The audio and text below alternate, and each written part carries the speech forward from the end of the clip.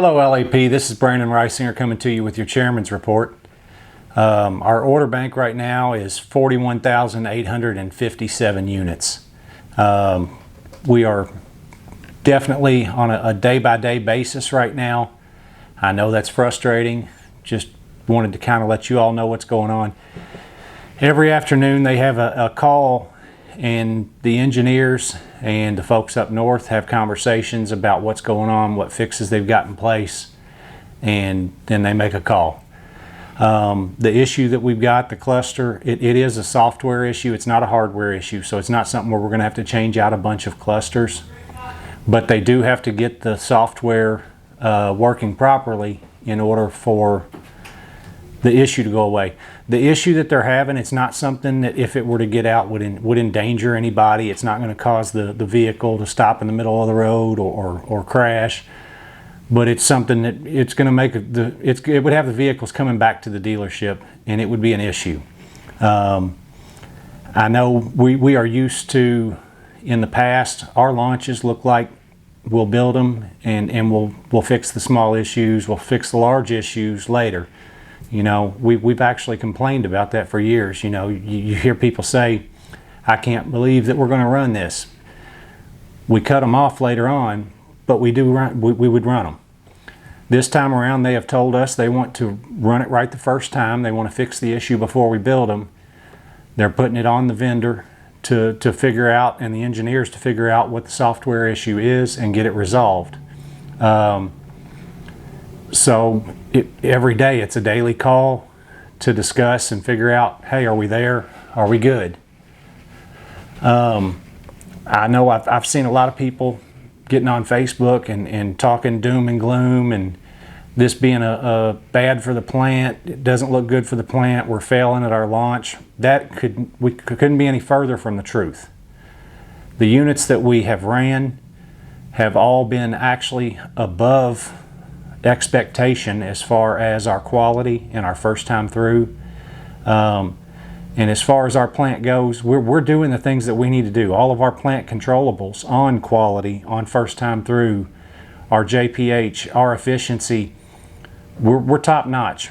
We are one of the best in the Ford system, and that's the stuff that they will look at for our future. It's not going to be a launch issue that was caused by software that has nothing to do with us.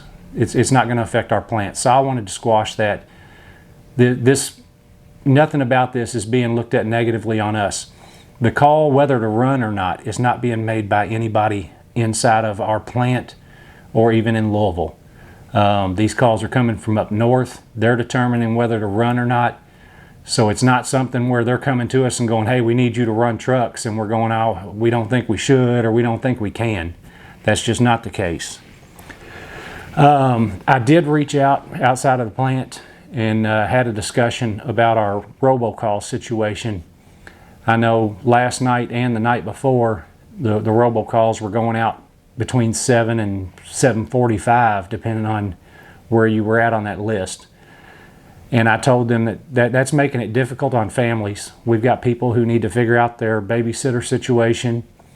They need to figure out who's taking the kids to school. They need to figure out their lives outside of work. And that we can't expect those folks to try and get all of that sorted out an hour before bedtime. So some calls are being made. They're going to try and move forward the calls, do them earlier in the day. So I do expect that we will get notification one way or the other for Friday earlier today than what we've got it in the past couple of days. You know, I can't guarantee that means we're going to get something at 3 o'clock in the afternoon, but I'm trying to get it to where we know by dinner time, not by time we're getting our kids in the bath to get them ready for bed. You know what I'm saying? Also, you know, in the past, we've seen, you know, a couple of years ago when we would have a down week, they would just take those units out of the schedule. They'd say, okay, we're just not gonna build those. We'll wipe out this fleet set over here. And if we had a down week, we never made anything up. If you look at our order bank, it's going up every week by the number that we were supposed to run the previous week, plus any units that we ran. We are safe. All of these vehicles are accounted for. We've got orders. We've got people that are contacting us saying, hey, can you tell me when my truck's going to ship? So it's not something where we're at risk here. It's just something where they're trying to get it right for once before we ship the trucks out of the plant. Let's see here. I did want to hit real quick on the IBEW runoff. So it's not too late to turn those ballots back in. If you haven't gotten one, you're probably getting really close on being able to get one. You can go to uawvote.com to request a replacement.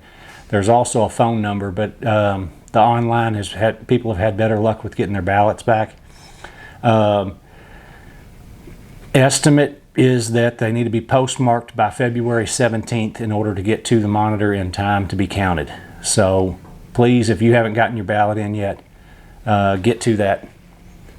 Also wanted to remind everybody we've got a union meeting next Tuesday. That's going to be at the LAP Hall at 1 o'clock and 6 o'clock. Look forward to seeing you at one of those.